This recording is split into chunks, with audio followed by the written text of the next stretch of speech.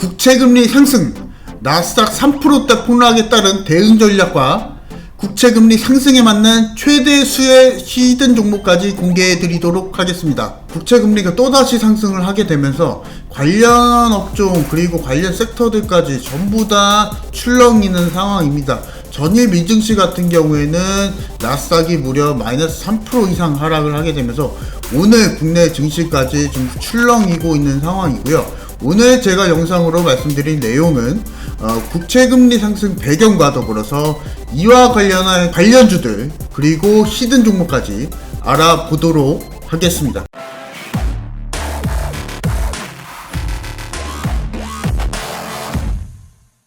나스닥 3%대 급락, 미 국채금리 1.75%까지 치솟아, 이런 기사가 나오고 있습니다. 지금 30년물 금리도 장중에 2.5%대까지 돌파를 하게 되면서 기대 물가 상승률이 2%대까지 돌파가 나올 것으로 우려를 하고 있습니다. 그래서 이러한 부분만 봤을 때 지금 국채금리가 상승을 하게 되면서 시장 변동성, 지금 현재 금융시장 내 변동성이 확대가 되고 있는 상황입니다. 지금 여러분들이 보셨을 때 왜 국채금리가 오르는지 이러한 그 연관관계성을 아셔야 지금 현재 국내 증시에 대한 대응이 좀 가능하실 텐데, 일단 첫 번째로 국채금리가 상승하게 되는 원인은 뭐냐면, 일단 작년에 코로나19가 촉발이 됐습니다. 그래서 그러한 이유로 인해서 경기가 상당 부분 위축이 되고, 그리고 각국이 통화 정책을 공격적으로 좀 펼치게 되었습니다. 여러분들 사실 제가 재정 정책, 통화 정책을 말씀을 드려도 이해 못 하시는 분들을 위해서 말씀을 드리면, 재정 정책은 쉽게 말해서 국가가 한 국민에게 어떤 지원금이나 아니면 세금 감소나 직접적인 영향을 좀 끼치는 국가의 이런 솔루션이고요. 그리고 통화정책 같은 경우에는 화폐정책입니다. 이러한 상황 속에서 통화량을 늘릴지 감소할지는 이 각국의 통화기관에 있고요. 우리 같은 경우에는 한국은행이 있겠죠. 그래서 이런 국가 기관 정책에 따라서 화폐를 조절하는 이런 통화정책까지 공격적으로 좀 펼치다 보니까 이러한 국채금리 상승 압박이 있는 상황입니다. 화폐가 증가를 하게 되고 이로 인해서 물가가 상승을 하게 됩니다. 통화량이 증가하면 당연히 화폐의 가치가 떨어지게 되겠죠. 베네수엘라 같은 경우에는 화폐 가치가 상당히 떨어지게 되면서 이 닭 한 마리를 사기 위해서 이만한 양의 지폐가 필요한 겁니다.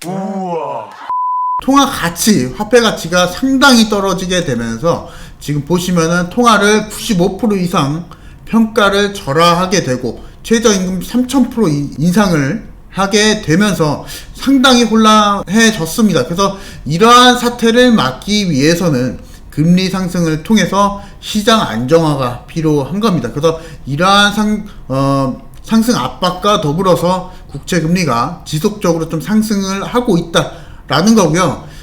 이러한 사태는 사실 극단적인 상황이기 때문에 이러한 초인플레이션 사태까지는 각국이 통화정책이나 재정정책은 펼치지 않을 것입니다. 하지만 우리가 이러한 상황 속에서는 어쨌거나 금융시장 안에서는 변동성이 없을 수가 없다. 그래서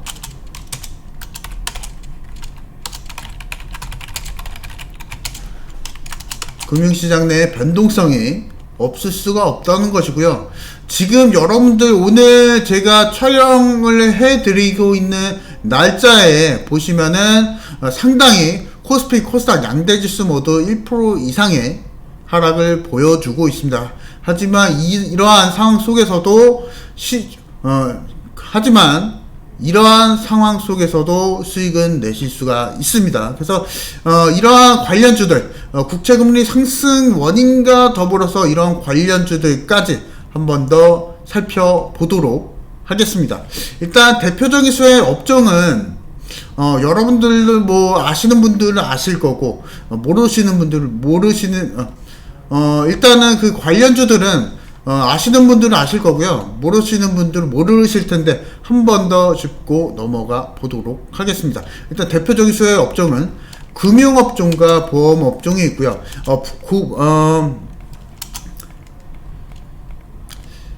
대표적으로 금융업종들 같은 경우에 은행업종들이라고 하죠. 그래서 보통은 은행업종들 같은 경우에는 예대마진을 보통은 금융업종 은행업종들은 예대마진을 목표로 합니다. 일단은 대출금리가 있을 것이고요. 그리고 예금금리. 사실 대출금리 시중은행 같은 경우에는 연 3%대 정도 수준을 하죠. 하지만 예금금리는 어떻습니까? 여러분들이 적금을 내시고 적금을 보시고 나서 금리를 한번 살펴보면 시중금리 안에서는 채 2%가 되지가 않습니다. 0.2%만 이렇게 됩니다. 그래서 이러한 차이를 예대마진이라고 하고요. 그래서 이러한 금리 상승과 더불어서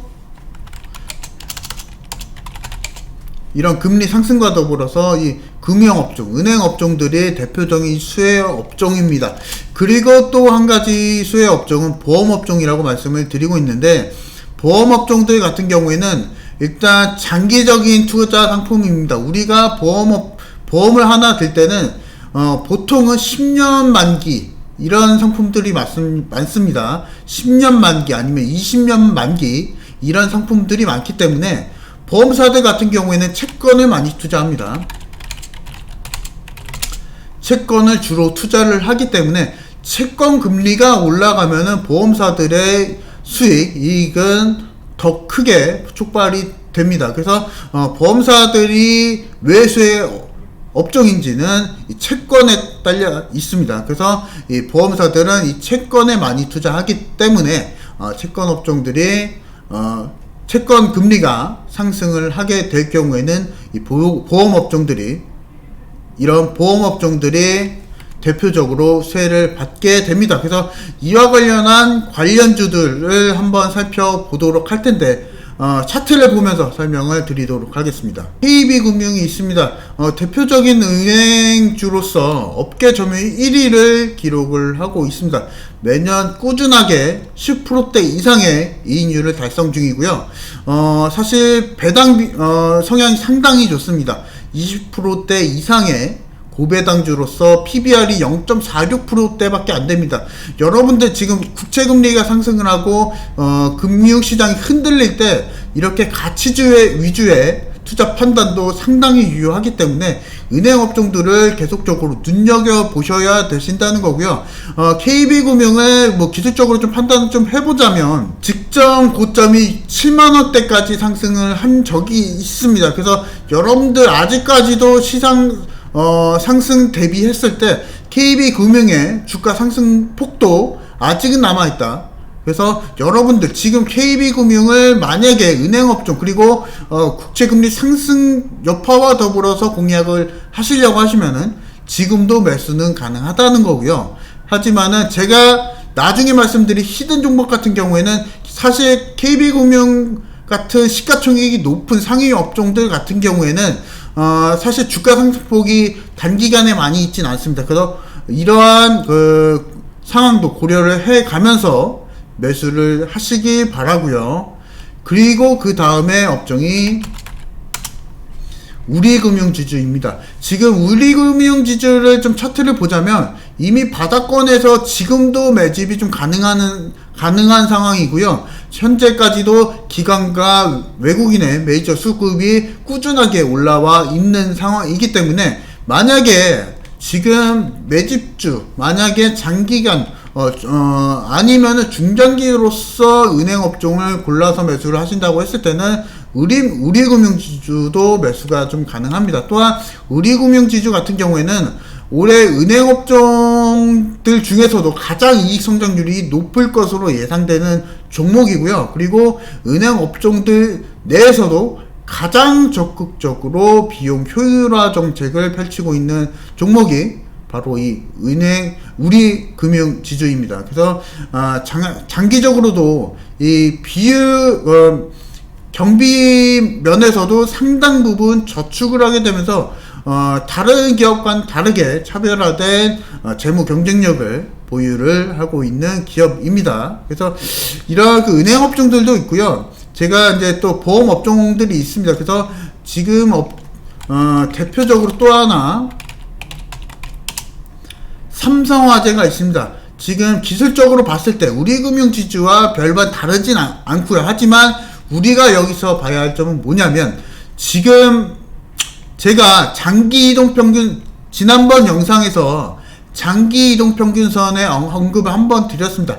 장기이동평균선은 상향을 돌파하게 될 경우에는 그 추세 전환 신호가 나오게 된다는 거고요. 현재 삼성화재 같은 경우에 그러한 상황에 딱 맞아 들어가고 있습니다. 그래서 이러한 메이저 수급과 더불어서 이런 국채금리 상승, 이런 그 매크로적인 부분을 평가를 해본다고 했을 때는 삼성화재 같은 종목들을 적극적으로 매수를 하셔야 되시고, 그리고 삼성화재 같은 경우에는 국내에서 가장 규모가 큰 손해보험사입니다. 그래서 PBR이 또한 0.5배 수준의 저평가 수준을 유지를 좀 하고 있고요. 현재 국내에서 최대 수준의 영업 지점을 보유를 하고 있습니다. 500만 개 이상의 영업 지점을 좀 보유를 하고 있고요. 네. 500만 개 이상의 영업 지점을 또한 보유를 하고 있고요. 자동차 보험